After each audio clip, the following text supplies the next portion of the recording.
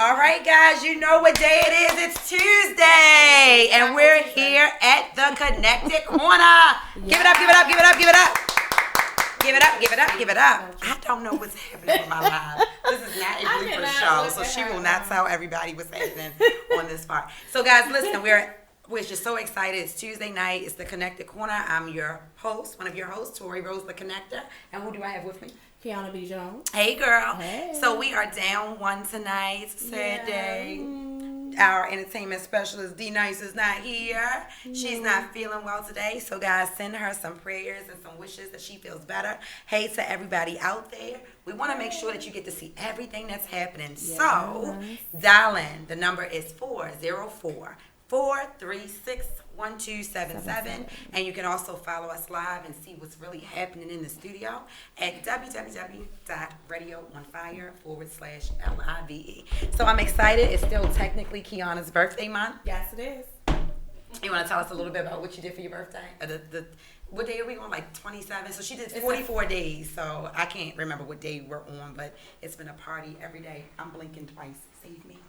It is not a party every day. So my thing this year was 44 days, 44 nights. Mm-hmm. That was just what was dropped in my spirit. So it doesn't mean that we're partying for 44 days and 44 nights.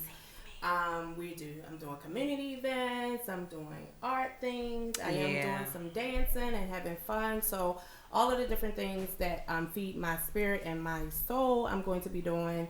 And so everybody who knows me, I have a theme every year. So that's my theme. It's been 44 long nights. 44 long. It's my Obama year, so I got to do it up real big. And so that's what we're doing. And so far, we're going to do a sleepover this weekend. Yes. We're also celebrating all the other October birthdays and Libras. So we're doing a sleepover this weekend. Yes. With some Girl, of pray our for me. girlfriends. I'm blinking twice. Come get me.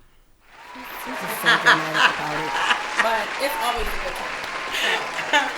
So it is, and we're excited to be able to celebrate Kiana's 44th birthday. Yes. I'm always offended when people think I'm older than her, but that's a whole nother story for a whole nother day. Somebody at the community event today said it's a whole nother situation. So, guys, listen, we have a jam-packed lineup. We are excited about it.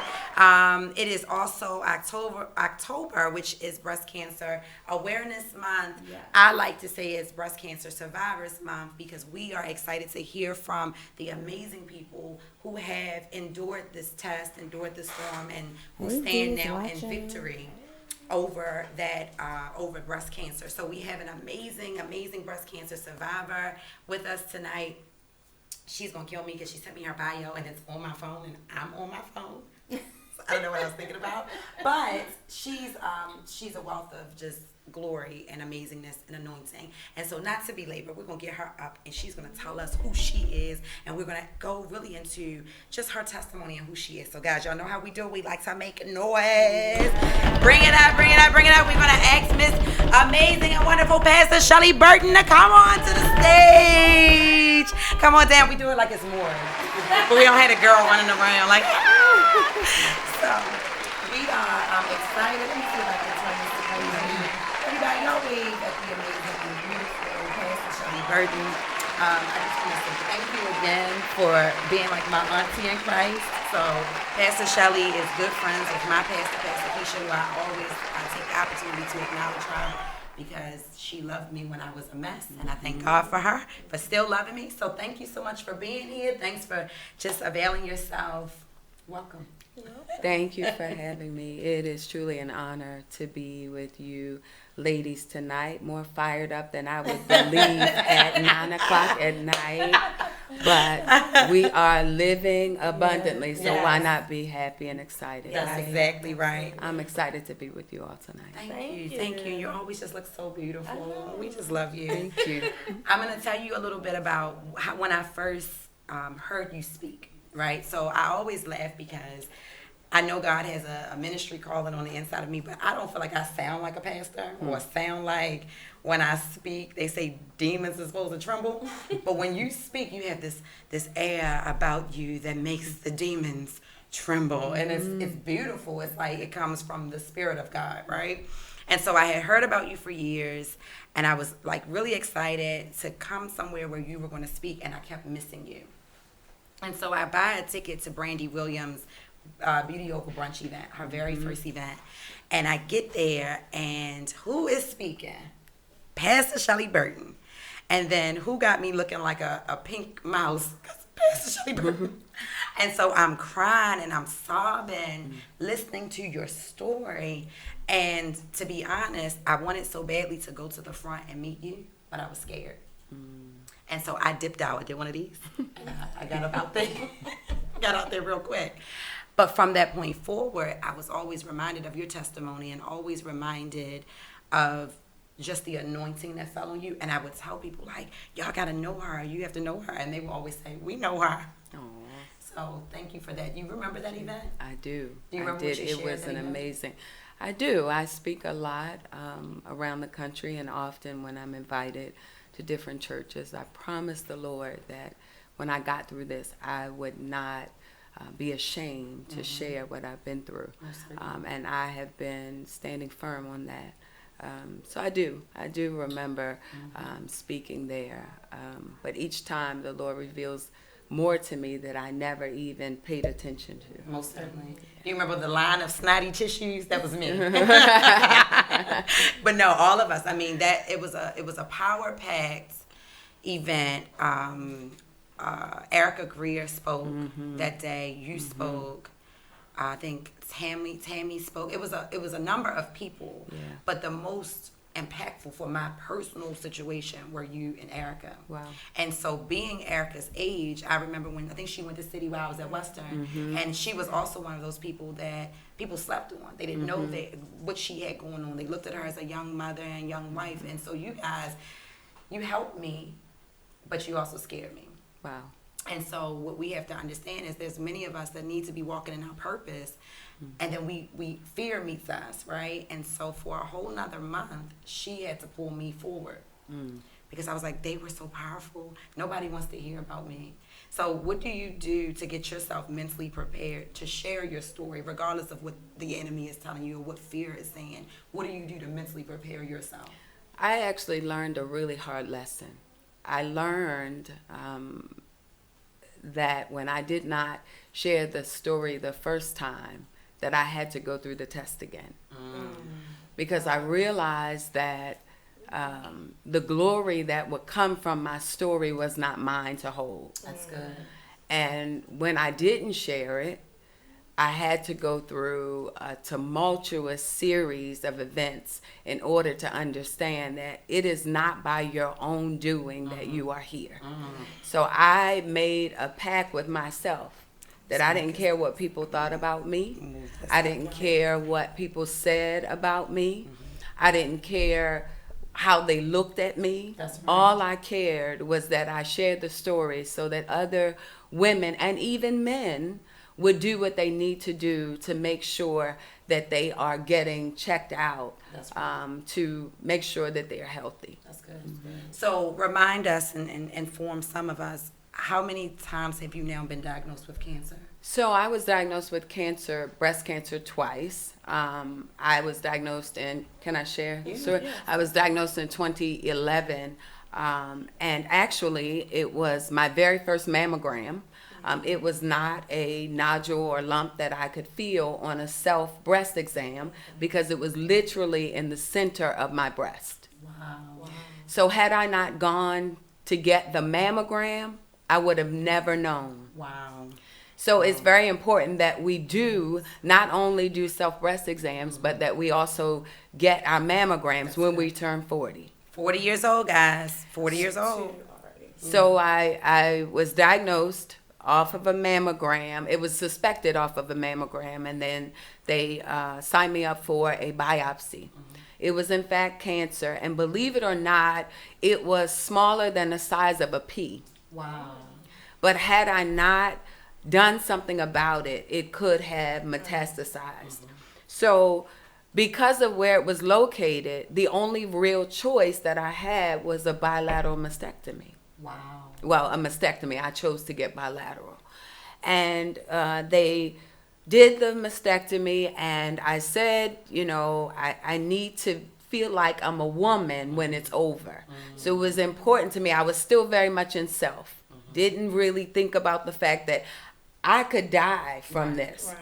So they did the bilateral mastectomy, and statistics show that there is less than a 1% chance that the cancer will come back after a mastectomy. Wow. Because it is said that they can remove the cancer if it's capsulated or isolated in one area. Well, I was within that 1% chance. I had the bilateral mastectomy. I had a good 20 surgeries for reconstruction after that. And then in 2014, I was diagnosed again. My goodness. With breast cancer. And this time, I was diagnosed with 2 types of cancer, one of which was extremely aggressive, to the extent that when I met with the doctors, they said that there is absolutely nothing that they can do. In other words, go home and write your funeral arrangement. My goodness. Wow. Get your things in order, because what can we do with this that you have that we have no cure for? So being the faith strong woman that I am, I really didn't know how to respond other than pray. And I did pray and got direction from God where to go. So I went to a local hospital here in Baltimore, and as I was getting up from prayer, the Lord said, go where I send you, they'll have the answers. And I'm just trying to be obedient because I have nothing to lose at this point. Right.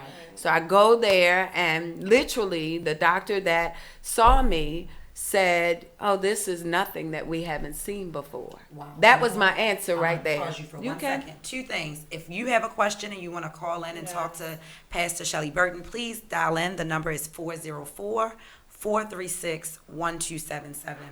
So Pastor Shelley, we have people who watch from everywhere, so I want to make sure that we're given in context. Go back to double mastectomy. Explain what that is. Oh, I'm sorry, sure. So a mastectomy is when they actually remove your breast and your breast tissue, and some of the tissue even in your chest wall, depending on where the actual cancers are.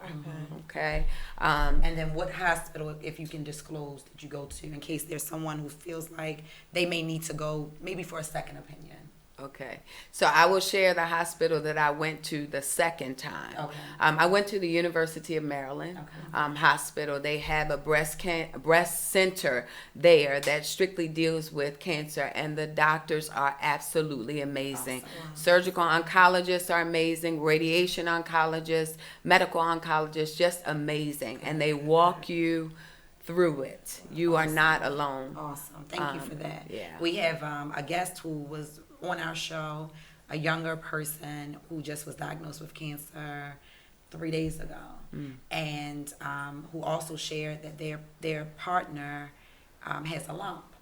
And so I know that you're going to continue to be a blessing even tonight. The resources that you're sharing are going to bless someone else. Yeah.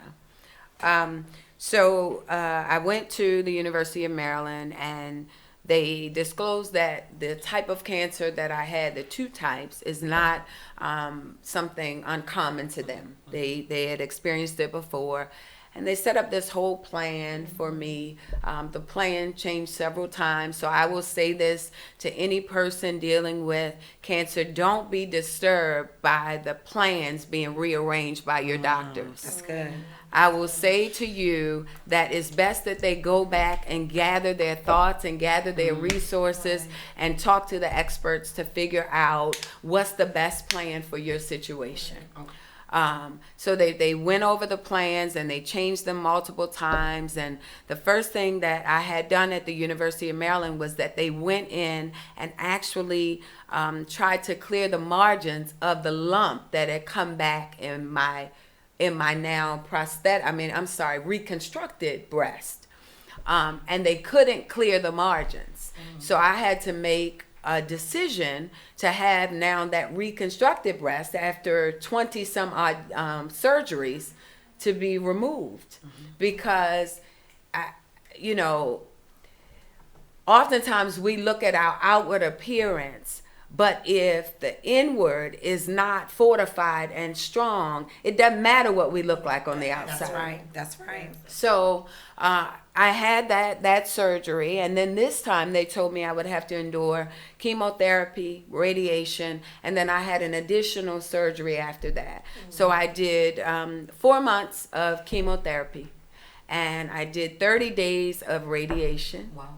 And it was a long, extensive process, but I learned so much. And in the process, I will say I lost my mean attitude. I lost feelings of insecurity. I lost things that I never should have been attached to me. Wow. Those things died, Me too. but I lived. I had to remember not to run around the studio because every now and then I will. So those things died, but you lived. Yeah. And not only are you living, you're walking and living in the abundance of God. Amen. And so people feel your presence in a room. Amen. And that's beautiful. Yeah, I'm That's grateful. Beautiful. We're grateful too. You know how strange So this many conversation would have been if we were trying to call to heaven? Like, can she get on the phone? Oh, she Yeah. can't get on the phone? Listen, Strange. I would question you if you tried to call heaven. Right. Sign her up. Right. So, and not to make it a joking matter because it's serious, but I think what you said can be so parallel to many people's walks. Sure. And so even with me, we had a cancer scare. I had a cancer scare, and unlike, I know you did not. Satan is a liar. Okay. Yeah. So, unlike you, I didn't handle it the right way. Right. So, people always joke because they say you really are a lot more hood than we understand. Yeah. I got the diagnosis and I had to go for surgery, and I was going to have the mass removed and then start chemo the next Monday. And when did y'all find out? After the surgery, right? Yeah. I didn't tell my family. I didn't tell my family. I didn't tell the person I was dating at the time. And so for someone who may be out there, who may have gotten some bad news or may think something's wrong, do you have advice for them on how do you go to your family? I was 31 years old and scared out of my mind, you know? So any advice, what does those conversations look like? Sure. So ultimately, you cannot go through treatment for cancer alone. You need someone that you can confide in, someone that can think for you when your mind is all over the place. You definitely need to take a moment and realize that the people that are around you are sent by God to be what you need for that season of your life. So it's funny that you say that because when I was diagnosed the first time, I was not married to my husband, but we were together. We weren't even engaged. We were together. And he went with me the very first time. He went with me to meet with the doctors. And as we were sitting in a multidisciplinary room with multiple doctors, I looked at him and I said, you can go on about your business. Wow. I don't know where this is taking me, but you have a life to live. And he said, where would I go? What would I do? That's my brother, y'all. So, my brother, you be a man of God. When I say to you that we need the support and you can't forfeit it. That's right. I had children in college. I had lost a daughter after the first bout of cancer. So we had suffered so much in our family, but I could not afford not to tell those that are close to me and those that pray for me. So I would say, if I could give you advice, I would say find out as much information as you need to know to be able to inform them very consciously what it is that you are dealing with. And don't hold back. You know, be open to them being your support.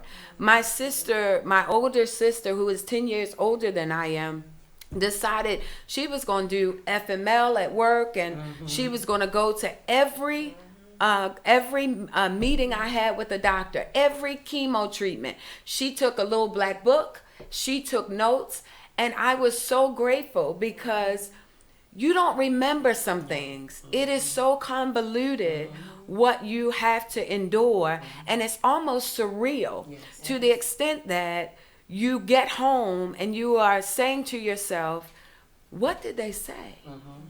What did they explain? And you have so many questions. So you need that solid person that is strong. That's good.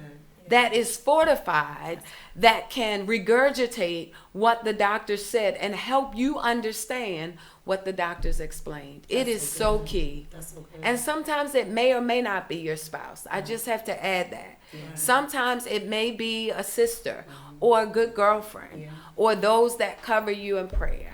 But it is so important to have the support system. You cannot do it alone. It is a lonely walk, and people don't understand it. That's so good. Thank you for that. I again didn't share with most of my family what was going on. I scheduled for Joshua to be picked up and dropped off, and then I get in there for them to remove the mask, and I had a complication. And so now I'm in the hospital, and I have to stay. You know, it's those conversations. My body would not void, so it would not. I couldn't urinate, couldn't get rid of waste. I ended up on the worst floor in the hospital ever, with some of the worst nurses, and I ended up ministering to my nurse at 4:00 in the morning because now my whole midsection, they thought I had ovarian cancer. Wow. So I had 5 incisions across my midsection. And my whole midsection is swollen. I'm now swelling because I can't void. And this woman comes to work and tells me why she don't want to be there. But God, right? So it's 4:00 in the morning, and I'm saying to her, if you just teach me how to do whatever I have to do to care for myself, I'll do it, and you can go about your business, you know, because I don't want to add stress to you. Sure. Isn't that crazy? I don't want to add stress to you. I'm waiting on, you know, the doctors to come. I'm in oncology. I'm waiting on the doctors to come and tell me what this chemo plan is going to look like on Monday, if we got to move forward or what. Still haven't told my family. Wow. My mom knows kinda. Some of the cousins know kinda, but I still haven't told them. By the grace of God, it was not cancer. But then the guilt that I had from not telling them. Yes. And so to what you're saying, it is so important to be honest and be forthright, and understand that you go through things not for yourself. Can you share with us how many people you've been able to share your story with? I cannot even mention the number because I have no idea. But what I will say to you is that the support system for me has been absolutely amazing. I remember wrapping my head because I still worked when I went through chemo and radiation. I still accepted assignments and still preached and still shared the responsibility of pastoring with my husband. And there were those on Facebook that wrapped their heads with me. And it was a movement. It was so many people that would inbox me on Facebook to say, hey, I've been just diagnosed. What words can you give me? What can you tell me about your situation? What is it am I supposed to be doing? Why do I feel this way? People from all across the country reached out to me because I was brave enough to be honest and share that this is where I am and not ignore it. The key thing is not acting like it's about you. That's right. It's never about you. We go through things for other people. We go through it because we're strong enough to deal with it. I might run. But if we are not My God. if we are not committed enough to the call to even be the one That's right. chosen to endure it, then others won't know that they can make it through. We are overcome, and I don't mean to preach, but we are overcome by the testimonies of others. So my story might be an inspiration to somebody that doesn't even know me that has the same identical story. But if I keep it to myself, they don't know that they can make it. That's exactly right. Yeah. And not only that, many people will die. Yeah, me too. Because she knows. So Dr. Eric Holmes was in here one night, honey, and I was like, listen, I was going through some things. I had to run. They know. But not only to your point about not keeping it to ourselves, but understanding that lives will be lost when we do. Yes. And so I don't call myself a motivational speaker nearly as much as other people say it. I say, you know, I'm a capacity coach. I'm a life coach. And what I normally do to exercise, we ride past the funeral home and you acknowledge the people who are in the funeral home who died because you were not on your post. And so we all have to understand that we have a flock, or we have a following, we have the assignments. Sure. So I'm sorry, Kiki, you know I could do this all night. So do you have any questions? I apologize. Do you have any phone calls? Do we have any call? Does anyone have any questions? Do we have any calls? One. Okay, thank you. And so I, from a support standpoint, so my mom was diagnosed with pancreatic cancer, and it was spring of 2011, and she passed by spring of 2012. Wow. And so, like, for me, I didn't do the FMLA when she was going through the chemo and stuff, but she was at Hopkins, and I worked at Hopkins at the time. And so for however long months, you know, I pretty much spent 2 to 3 hours of my work days, you know, there. And fortunately, you know, I had understanding administrators and people, so I was just there all the time. Yes. But definitely having somebody there with you to kind of like, and I'm that person, like, I got my pad, I'm taking notes, we need to know what's happening. And so it's like good you go through this moment. And I remember, so my mom was kind of silly, but we had, well, I was. So we had this one appointment. My sister was there, and she had the chemo, so they had her get on the scale. And me and my silly self, I looked at the scale and I was like, oh my gosh, but it wasn't in pounds. It was in kilograms. It was in kilograms. And I was like, the nurses, everybody looked at me, I was like, oh my gosh, she's so nice. And she looked at me and she was like, what are you doing? Right, you thought it was just me. Right. And so I had everybody, like, the nurses, everybody was just cracking up in there at the moment. I was like, okay, I'm sorry. I read that. I just saw the numbers. And I was like, that is not. Yeah. You can calm down. I was like, oh my gosh. So, you know, just having those times. And don't y'all ever judge me. Being able to have, like, you know, those memories and those moments in that time. And just to know, like, you know, for the people that's there, it's good for them. Yes, you know what exactly. I mean? To know that they've been there for you. Yeah, it's so important that you take those moments and you utilize those moments. So the doctors told me that I needed to wear that silly mask because my blood count would drop really low with the chemo. And I decided, and my husband laughed at me, but I decided if I had to wear the mask, then the mask had to dress up when I dressed up. Right. So, I mean, I put studs and bows and stones and all types of things on them. And my son literally says, now you need to get them patent because people really like them. But the reality of it is I was determined that I was not going to be defeated. If I had to wear it, it had to dress like me and look like me, right? So just to piggyback off of what you said, creating positive memories in situations like that helps the person going through it to get through it easier, you know? So that I'm glad to hear that, and certainly sorry to hear about your mom. Yeah. It was a very tough time. That was a tough time anyway because we lost 3 people back to back. So we lost her mom, 2 days later my grandmother, and 5 weeks later a very close family friend. And so the tragedy was just like, okay, all right, Lord, we hear you. Like, what are we not doing? But like you said, understanding it was not about us. Yeah, the strength. The strength. My goodness. So what you said, yes, you need to patent it. Go ahead and do that.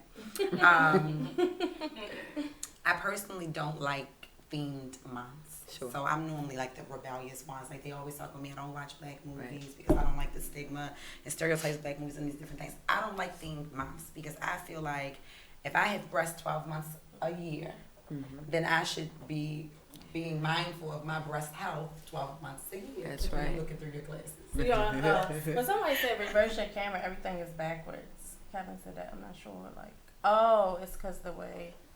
Is that? I don't know. Blooper show.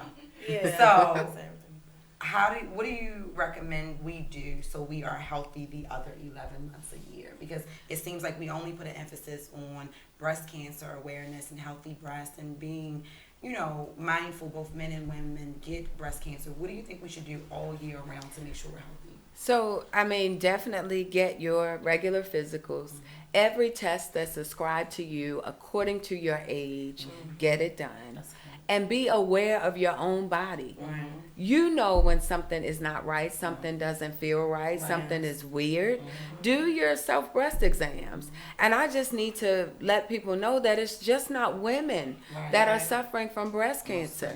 I mean, it is expected that about 400 men will die within the next several years from breast cancer. And the truth is, some of this stuff can be avoided. Breast cancer is one of the most curable cancers that's out. Yeah. Because if it's localized, then they can do what they need to do to fix it. Yeah. And the celebrities are going and getting all of these genetics Implants tests and and- things yeah. done, so they know if they're more susceptible to it.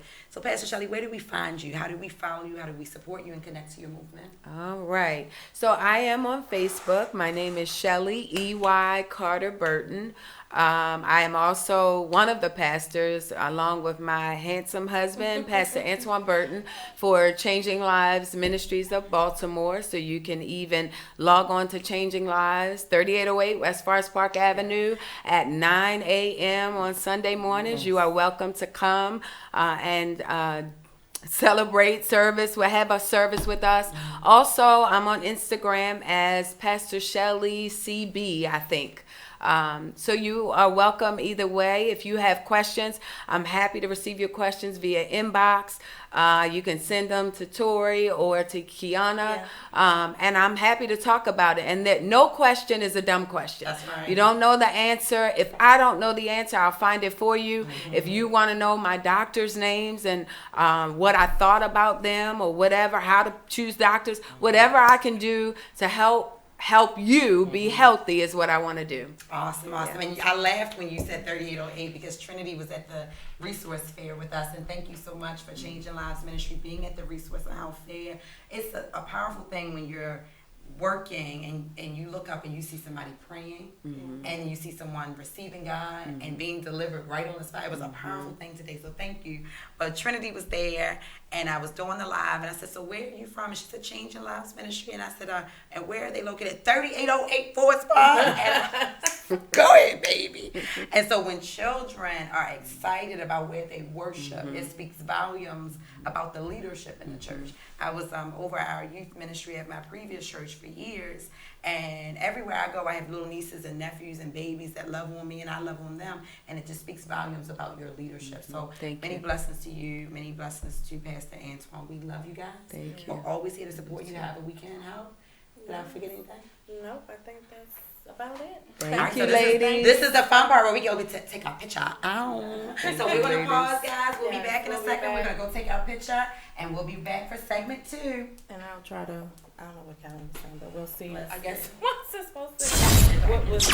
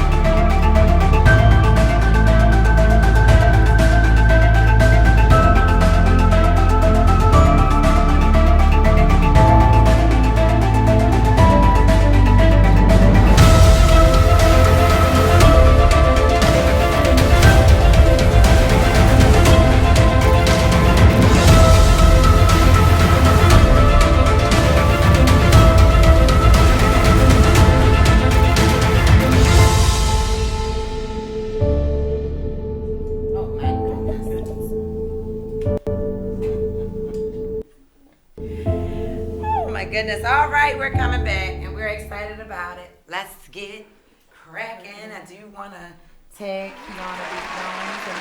Awesome.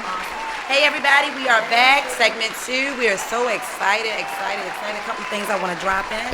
Again, I am Tori Rose, running for City Council District 7. So if you guys didn't know that, then you know. I'm just tired of not telling y'all about it. And so, follow me on Facebook at Friends with Tori Rose. Follow me on Instagram as elect_Tori_Rose. And find me on the World Wide Web, www.votetoryrose.com. So that's enough about me.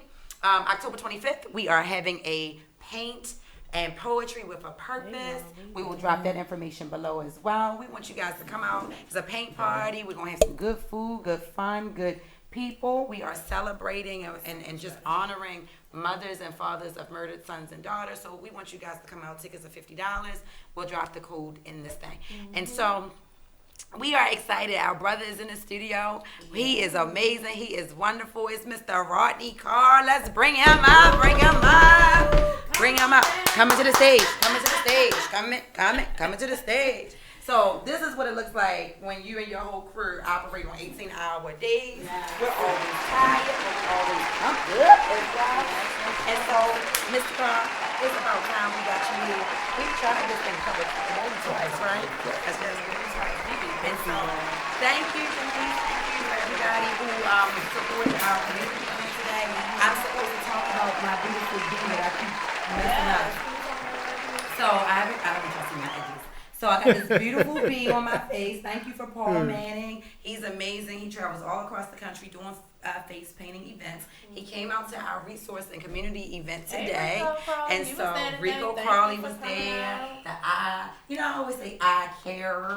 That's right. Okay, but I gotta do a hard R like that. There's a play on the last name. It's a play on Rodney Carr. Yeah. So I Care Foundation. It's ICARRE. Yeah. And one thing, right, I care. And one thing I will say is he does care, right? Yeah. And so Rodney, I know it's a play on words, a play on your last name. It's loving us. Oh, okay. And hi, y'all. Tell us a little bit about your foundation, your organization, who you are, where you came from. Yesterday was 5 years. Oh my goodness.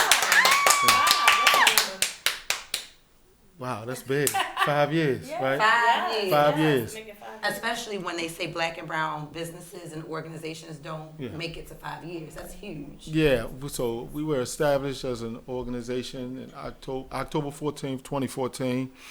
Wow. We were established, we were created out of necessity. Yes. The necessity to see that what happened to me and my son. So tell us about that. So what happened to me and my son in 2007, my first wife died from cancer. Wow, that's why it was big that from the first session, because it was bringing back a lot of and it wasn't breast cancer, it was Hodgkin's, but it was really it brought on a lot.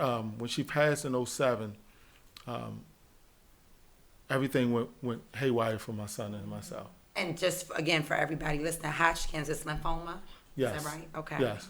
So she struggled with it for 4 years prior to that. So my son technically watched the year before that his grandmother died. Wow.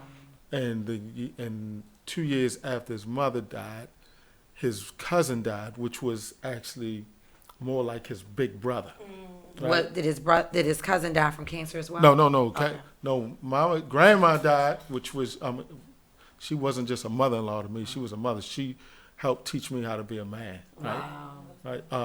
Most men get it twisted. We need women to teach us how to be a man. Can I know we're being serious, but can you look in this camera right here and say that again? No, real talk. No, we look. I call that it's the Adam and Eve syndrome, yes, right? Lord. We really need good women to teach us how to be a man.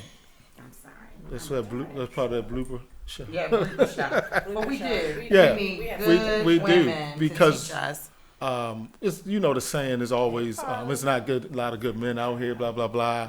But I just think because those women, that mother-in-law, she held me accountable. That's good. Right? That's good. She taught me some things about being prepared as a parent. when it came to my son. Christmas is on the 25th. On the 26th of December, Christmas is coming back. That's right. So be I'm prepared. so excited. I say that I got so excited just now because I say that. Yeah, so be prepared. year. Properly Wow. prepared. School is coming. Yeah. Be prepared. Don't Right. wait till, so it was things like that. Going to the store on a regular basis on Saturdays. I still miss those days, those Walmart, when we transitioned from Kmart to Walmart. Walmart. You remember Woolworth? Yeah, absolutely. McCoy's. Yeah, absolutely. I've been here twice. Yeah. So what happened is when they passed, that was really as we are a mental health organization, right? The core of what we do. Just imagining the pain and the destruction that happened to my son, How old because was he? at that time he was 10, 11, and 12 or 13, and to watch three out of the four closest people in his life Wow. die, right? Yeah. And he watched his grandmother and his mother deteriorate, My right? goodness. He watched them, right? They was in and out of the hospital, sick on a consistent basis. So with that happened, I really didn't know how painful it was. So for me personally, the way I dealt with it, I just ran. Yeah.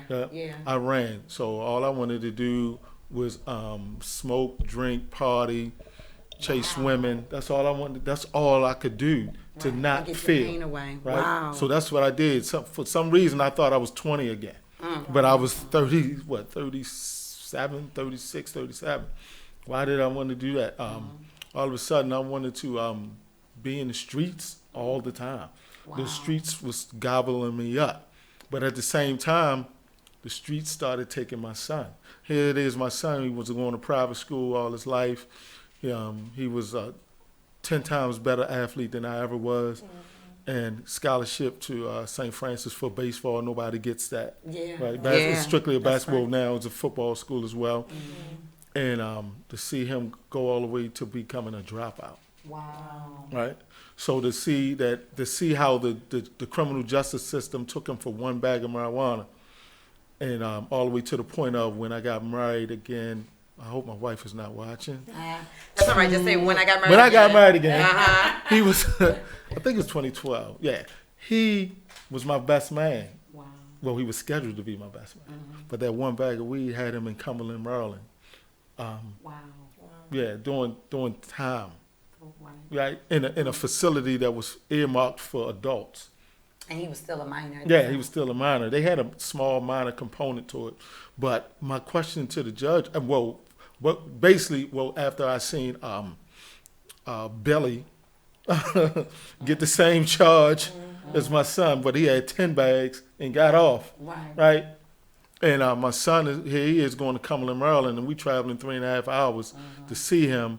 He's not in my wedding. And my question was, you mean to tell me in the drug capital of our state, which is Baltimore, we don't have any facilities for juveniles? Right? That kind of sparked something in me, right? But I was always that, like I said, I was always that coach because I coached AAU basketball and Little League baseball and for 10 years. And we had a core group of like 5 to 6 kids, including my son. And they all had scholarships, St. Joe, Loyola, St. Francis. And but when they got to high school, I kind of took the hands-off approach because I was like, man, 10 years of this, man, I want my time back. And I was going to do something else. But I didn't know what I was going to do. And what happened is those kids, they all went astray, right? Yeah.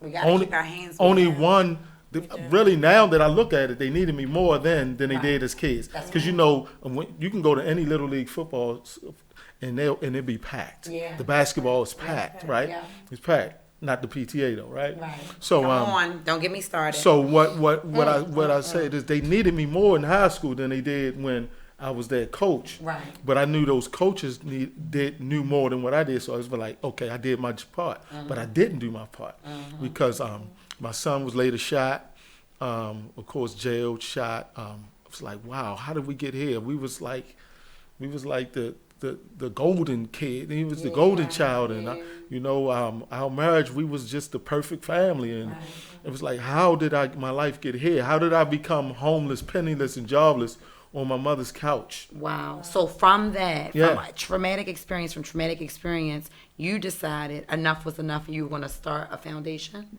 Is that what I'm hearing? I don't even know how it just came to me. I didn't. You just called me up, right? I didn't come up with this. I was called. You were called. Right? I believe that. I really was called because I come from, on one side of my family, I come from a family of that's deep in ministry, pastors and ministers and deacons and deaconess, and I was that. I'm not gonna say black sheep, but I was that one. My father overdosed, right, and died when I was 12. Wow. I was a lot like my father. I was in the streets. I did the streets. Even though I went to City College, I graduated City Forever. Yeah, watch out. I'm sorry. Oh my God. Just stop working. Oh, I gotta plug that. Listen, there's a technical difficulty. Okay, and, so and I'm a veteran. Right. I'm also a veteran. How old are you? I'm 48. I had to think. Yeah, it's all right. Happens. So she can't be upset that you don't remember what year you got Yeah. married because you don't remember what year you were Yeah, so I had to really think. Right. I did a lot of damage to these brain cells. Well, not only that. Let me just say this. Yeah. You are one of the hardest working men I know. Yeah. I don't know let me share something with you. I have not always been this. Oh, that's fine. Until I started my own business. Yep. I was the classic C. I was the perfect C student. Wow. If you look at my transcripts, they say 70, 72, 73, 71. Right. That took a lot of genius You to know be able that's to all get you need to be able to get 70. Right. That's why you need to be the president. But to get those, I knew exactly. I was, now that I think about it, I knew exactly what to do and how to do it. Oh yeah, most Right. certainly. And I was always that never added up to my potential until I was at my knees, until I was at my bottom. Wow. And I had to work, excuse my language, but I had to work my ass off to get out of the hole that I put myself in. My goodness. Right. So part of that, the hardest part of that was asking for help. Yeah. Right. Until I was able to ask for help and actually be the man that I was to receive the help and actually allow the help to help me instead of telling them how to help me. Yeah. Because now I deal with so many people who keep telling me, I say, no, you can't tell me how to help you. That's right. Right? You can't tell the help how to help you, because if you did, you wouldn't be here. That's right. So as part of the organization was created off of my own experiences, because I never want anybody, any parent, any child, I don't want them to go through what me and my son went through. How old is your son now? My son is 24 now. He's got 2 kids. My grandkids is the apple of my eye. He's did a complete 180. He goes home every day. We joke about that. Yo, you come home on Fridays, right? Got a good woman in his life. Both of his children's mother are awesome parents. Good. He's got a good relationship with them. I'm just so proud of. But I understood. I'm sorry. They said we call it a hard C. Yeah. Hard That's C. it. Yeah. That's right. Okay, I hear you. So, but I had some people who showed me that when you change, everything around you is going to change. Yes. That's good. When you build and you grow, everything around you, because everything fell around me when I fell. So it was up to me to build it, and that's including all my relationships, the job, my spiritual, my health, my physical, my mental, my son, my wife, my mother, my relationship with my family and friends. So good. Everything changed. I'm living the best I ever lived in my life. So we created iCare Foundation. Like I said, I work as hard as I work now because I don't know, and because there's so much work to do. Yeah. Like I encourage, if you don't become an entrepreneur, find your passion. Yep. I found my passion through pain. That's right. And That's when the all pain, I know. as a result of the pain, the passion kept growing, and it's still growing. I don't even know who I am sometimes. It's like I just get up and I go. I love Mondays. Yeah. Right? I used to hate Mondays and love Fridays. Right. I'd be kind of disappointed on Fridays because I'm like, man, I don't have no meetings scheduled on Saturday. So how do you remember when it's a Monday? Like most days. Because of Sunday. Because of Sunday, because church like and stuff. Okay. old heathen me became a deacon. Hey, D, come on, D. Right? All right, you can cash app this pastor. So as becoming a deacon and just being my pastor Dante Duckett, who also is a business partner. Okay. Right. We What's his last name? Dante Duckett.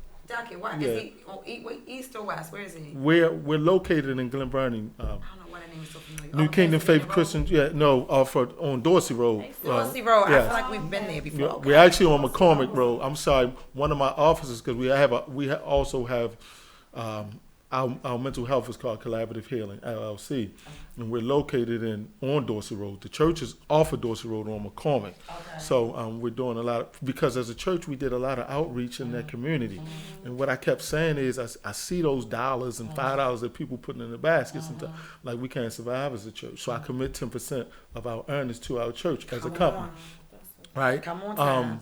But I knew in the communities that we were serving because that we was like, oh, we gotta bring more we gotta bring them more, Yeah. right? So that now as I speed it up to I Care Foundation, so we started with transition houses, right? Because God just sent it on my heart. My current wife, she's an addictions counselor. Let's not say current wife. Just says your wife. Yeah. Wow, that is sound I don't know how to awkward. get upset. Your Yeah. current wife, my most recent wife. Don't worry about it. I might not eat for a week. My most immediate ex-husband. So right, but she she helped change my life. What's her name? Tammy Carr. Hey, Tammy Carr. Yeah. I want to give a shout out. Wait, Man, before she you don't go be forward, social 'cause media. my She don't phone do is about nothing. to die, so we want to make sure we get your stuff on this. Okay. Look in this camera Okay. and tell us how to follow you and how to find you so I Okay. can end this live. So you could find me at www.icarefoundation.org. That's ICARRE, found as in Fox. You can find me on Facebook at I Care Foundation. You can like our page. You can also find me at Rodney Carr on Facebook, and you can find us on IG at I Care Founder. Again, that's ICARRE, F as in Fox. Yeah. Well, military we say Foxtrot, but Right. sometimes people don't understand. You can that also military. find me out in his alleys. So it's his alley that I've been. It was Absolutely. 2036. 2036 West North Avenue. So I'm We're- going to end this because I hate when it cuts people off. You guys can tune into Kiana's Live. And you can also look at us at www.radioonfire.com. And so /live.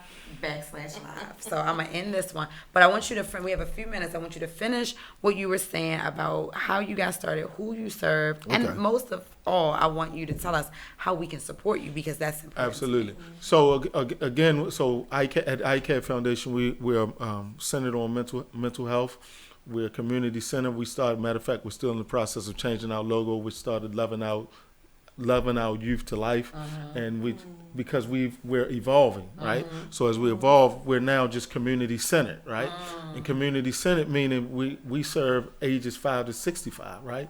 There's so much that's out here for youth. Everything is youth, but we so much forget about our seniors, right? Yeah. Our seniors are and we're looking to really do some stuff with our seniors. Well, that's why we in have this 2020. We Read, We Lead. Yeah, absolutely. So we're mental. So we have 4 transition houses in 2 and 3 minute walking distance from our location. Our office is at 2036 West North Avenue, where we're building our I Care Resource Center. And this resource center on the first level, as you know, that's in the middle of a food desert. So we're gonna have with our partner Be More Green, my man Farmer now.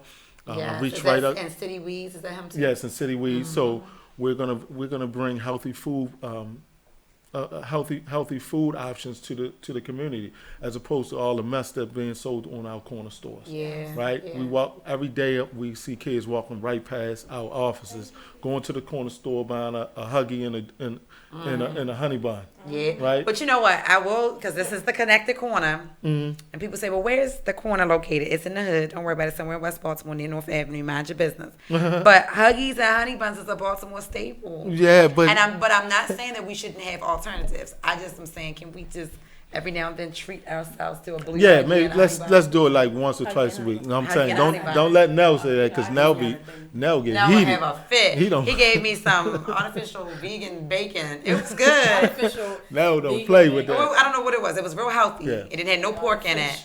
And I ate it, and it was delicious. And then I was like, well, what? I don't know how to describe it. But I am a Huggy and Honey Bun type of girl. However, I do understand the importance. I love a good snack. I understand the importance of giving our kids good nutrition, right? And so one of the connections, I'm only saying this because I want to say it live, so I'm accountable for it. If you're not already connected to Steve Belcher, yes, you know him yet? No, I but want I've to heard connect you guys because he's a brother too, and he's just doing good work with the Urban Kidney Alliance and dialysis and identifying what's happening. Most of us are walking around in stage 3 kidney failure, and we don't know it. And it's because of our diets, and it's because we rather have blue sugar water and Huggies versus having real water and nutrition. So I said that live so we can connect you. Here's a question. I think we both have. I think you have a BMW. Am I I got rid of my BMW. Okay. I did the X3. Right. Because I have to move a little differently now. I'm clear. So I know. Okay. So he said Roger that. So here's my thing. Okay, if I put regular gas, not if I did it by mistake, because I barely ever drive it. I'm always in that minivan. Right. So I drive maybe once a week.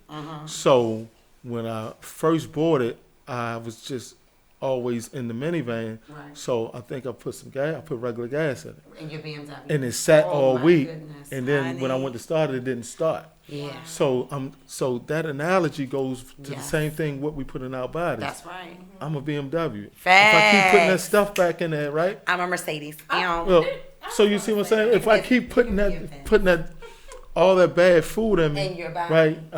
So then you wonder why our kids act the way they act, and then on top of that, some of them just don't even eat. Right. Don't eat. They look great. Yeah. Yes.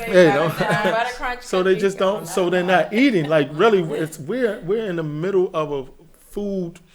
How do you feel about the word food apartheid? Because people use that's that deeper. Word. Yeah. That's deeper because it's systematic now. Yes. Right. Yes. So it's definitely deeper. So again, with the transition houses, the resource center, the mental health that we do. What's going to be now, on the second floor? The second floor. Okay, first floor the grocery store. Second floor, we're gonna have community office space.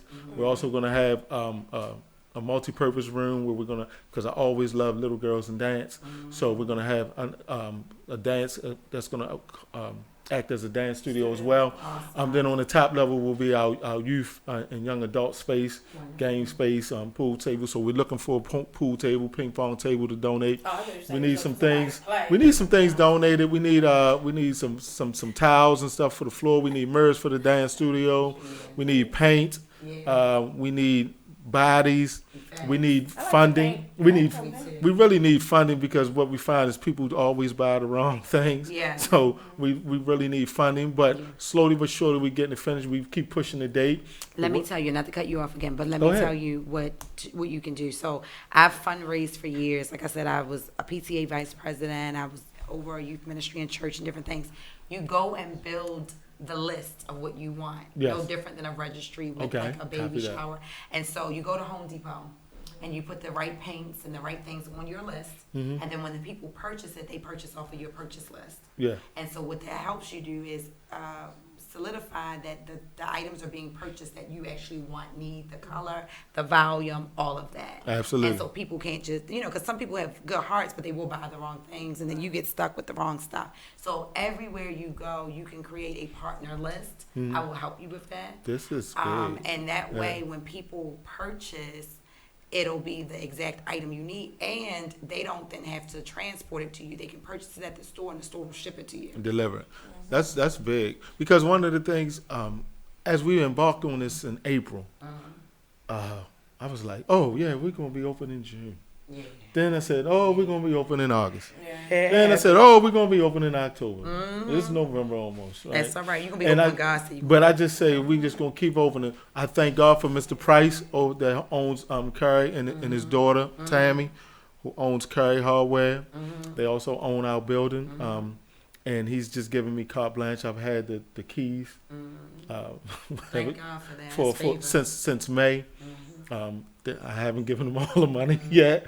Don't tell the world that. It's the connected corner, but y'all might. Hey, look,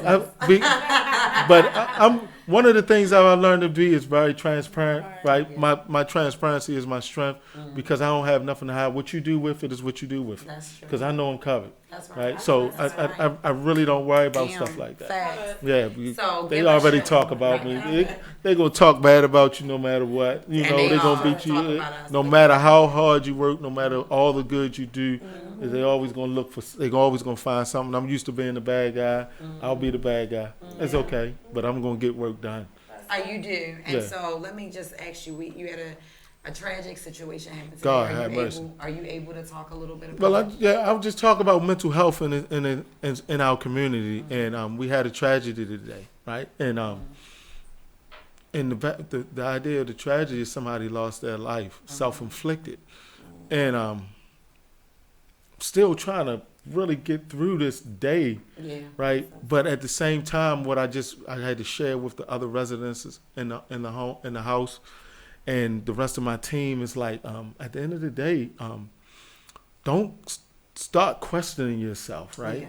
Because if you're gonna do it for a minute. Don't linger in it though, because I go to bed every night knowing that, and I sleep well. Yeah, that you My did wife said I your sleep due. too well because Yeah. sometimes she sleep in the spare. Well, it's just us, so it's a couple spare rooms, and she'll say, "You just snore too much." I say, "Baby, I work out." She say, "I know." So she'll sleep in the other room a lot, but I do the best that I can, Right. and all is well with me. Yeah. And I just pray for his soul. I'm praying for his family and friends, and now we're just trying to figure out how we can support them and with this transition, because that's what it is. It's amazing, but we take mental health as a joke. I mean, it's just like our food, right? We got spiritual, mental, and physical health, right? And we always addressing our physical health because we eat, right? We go to church, we go to mosque and everything for our spiritual weekly, right?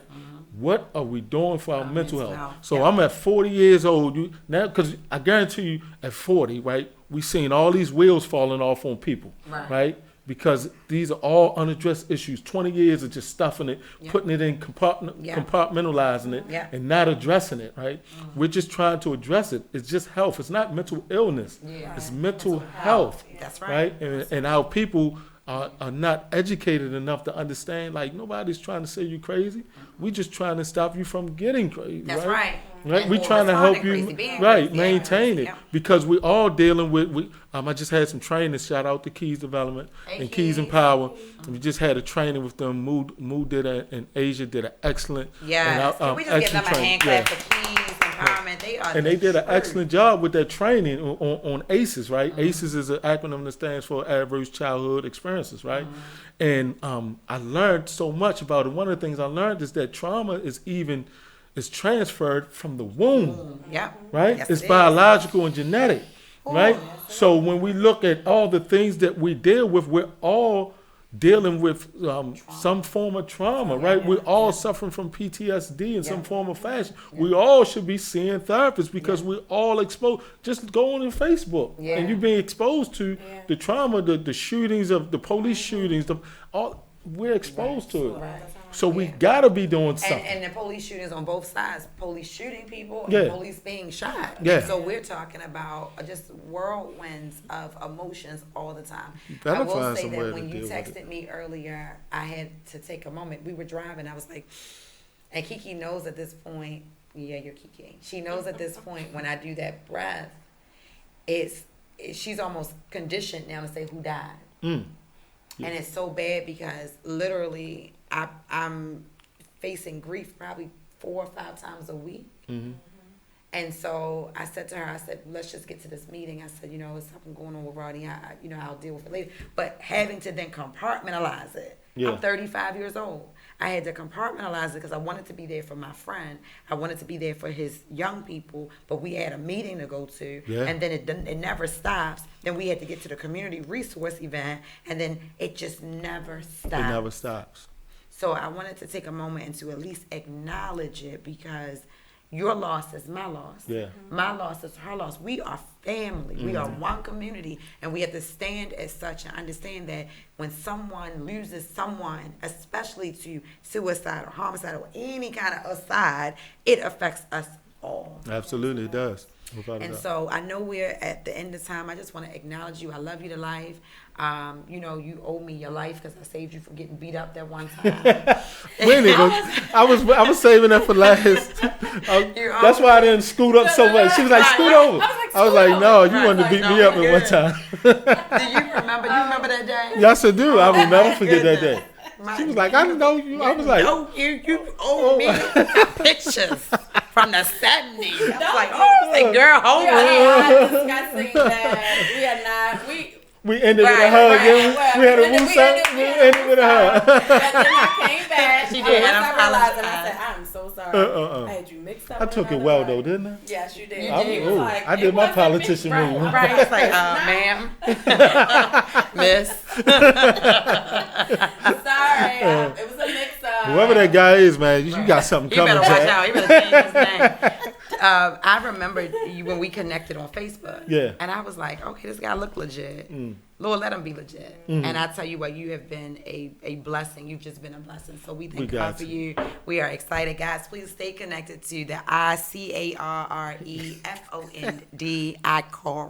ICARREFOND and Rodney Carr, CARR, and to Miss Tammy Carr. Tammy Carr. Can't wait to meet you, girl, because I haven't met your wife yet. No, you will. Can't wait to meet her. She's smart to stay off of. She do. Facebook. That's what she just let me do. That's why I love her. She let me do what When's her I birthday? What month? do. May 8th. Okay. Ooh, I got that one right. Hey. Well, y'all listen. I'm gonna get this one right. I've been practicing. This is the Connected Corner, where you are gonna get news and resources that you can actually use. Guys, we are so excited that you tuned in tonight. Yes, thank you for tuning in. Thank you for everybody. tuning in. Thank you. Many wishes and best wishes to our entertainment specialist who's not feeling well, D Nice. So we're gonna wish her the best.